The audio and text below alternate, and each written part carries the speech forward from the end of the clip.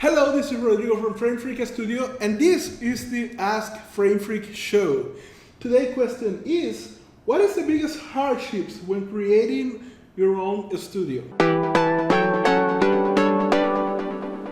So, I think many people are going to find different hardships than for it is very special for every case. Now, this is something that Mark Caballero talked about in the interview we did with him about his studio. And the thing that we find the most is that most people start in a studio for the wrong reasons. Many people have in their mind they want to be Disney, they want to be Pixar, and things like that. They want to start going into doing movies and art on their own, and think that they are going to just put some movies out there and it's going to be a big boom. And it's not like that. Like even Pixar didn't start that way. The Pixar was a computer that was able to create 3D graphics, and they started trying to sell the computer. Then they moved to renting the computer to studios. Then they started to get jobs to produce and render the effects. They were even involved in the Star Wars and Lucasfilms and all that thing back in the 80s. That's where John Lasseter met Ed Catmull. And here's the thing, they started doing that, and then they met Steve Jobs and they told him hey, nobody's going to be buying this shit, nobody's valuing right now, so you should be trying to do some work on your own.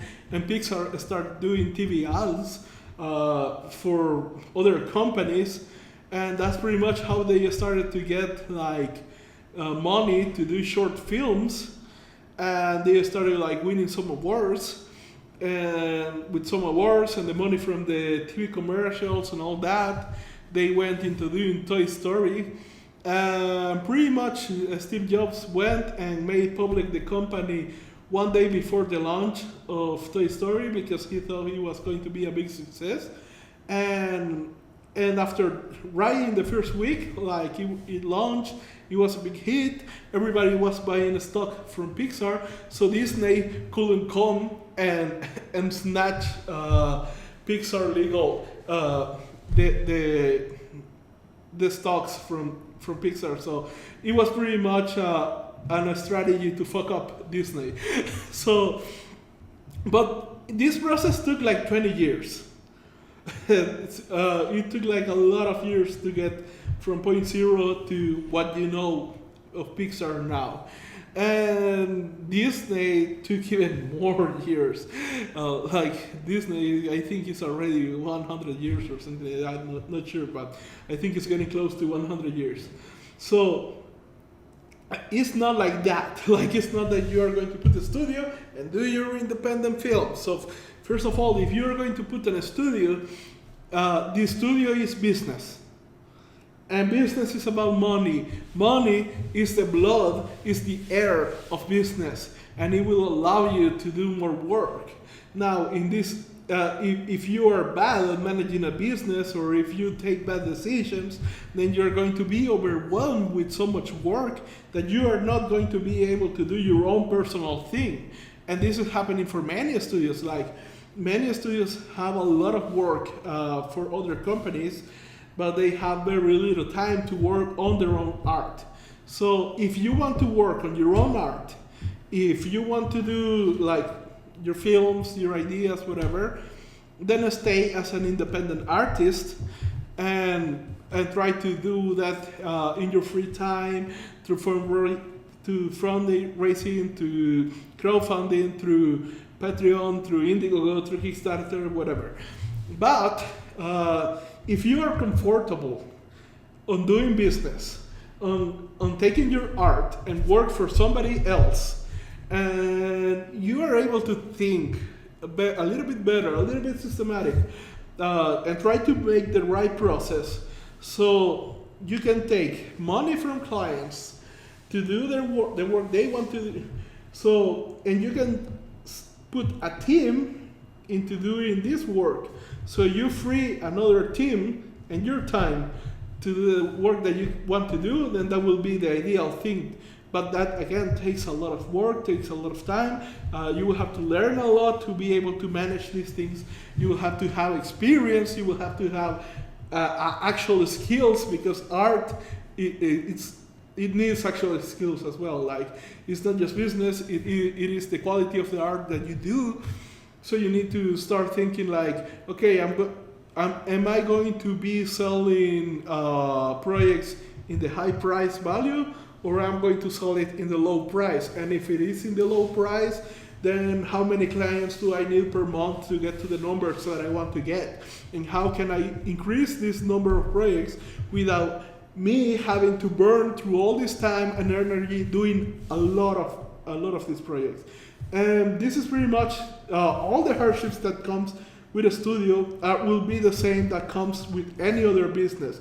Like, you have a goal, you have your own in this goal is your personal goal, and you will have your own personal problems, your own personal difficulties and blocks, and all the challenges that you're going to have are going to be very independent to you in relation to that goal that you have in mind. And now it's you about thinking logically how to put all these things together in a system, in a strategy that works for you. And when I'm calling a system, it's not just computer, machines, whatever. I'm talking like, for example, the accountant people is the accounting system. You have like one guy taking the booking of your company, and you have maybe another employees helping him to get through all the work, to help through all the paperwork, to have a unified report that you are going to be able to present to the government at the end of the year, or whatever you have to present it. So you have to start thinking of systems. So if you are this type of artist who is very emotional, who is like too much in their heart and in their passion and doing their work, then you need to recognize that you are probably not the best person to do at a studio. And if you want to do in a studio, then you will have to, and you are like that, like you cannot get out of the emotional space, then you will need to join with some guy who actually enjoys this logical space, enjoys the strategy, enjoys about thinking systems. He will be the creative side on the systems. And this is a different type of creativity that artists don't have, much artists don't have. So if you can do both, then that's great, like go for it, but it's going to be really hard as well. Like no matter what, it doesn't matter the path that you choose, it's going to be hard. But the thing is that, yeah, pretty much if you want to put in a studio, what you're getting at is doing business.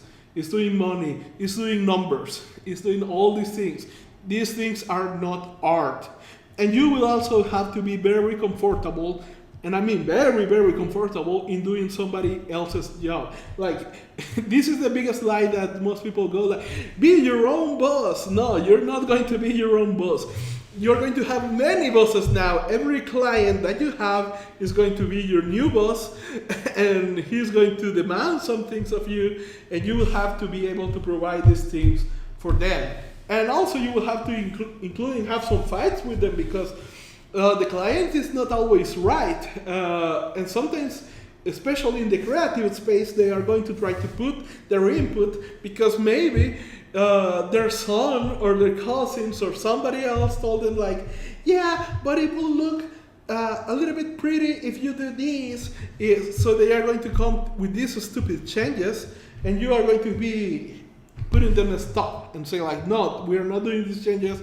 If you want to do, if you knew that you could do this work that is going to help you get more clients, get more business, done by your own son, then go for him. But if you are looking for us, you are looking for our experience, like we are going to do it this way, and you are going to have all these type of clashes. Again, doing a studio is entering business world, is entering entrepreneurship world. So if you are this type of person, this type of artist who is all into the emotions, and you want to do only your personal art, don't do it in a studio. And if you are comfortable of working with somebody else, but you cannot get into the logical and strategy and system side of things, then get somebody else to do it and partner up and have this ambition and start working together to grow this company. And simple as that.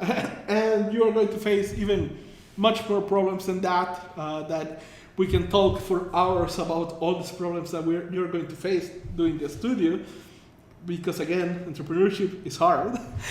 So, but we're not going to get into those details, but you get the idea now. So, this is my advice for you. If you like it, please subscribe to your YouTube channel and also like our fan page. Until next time.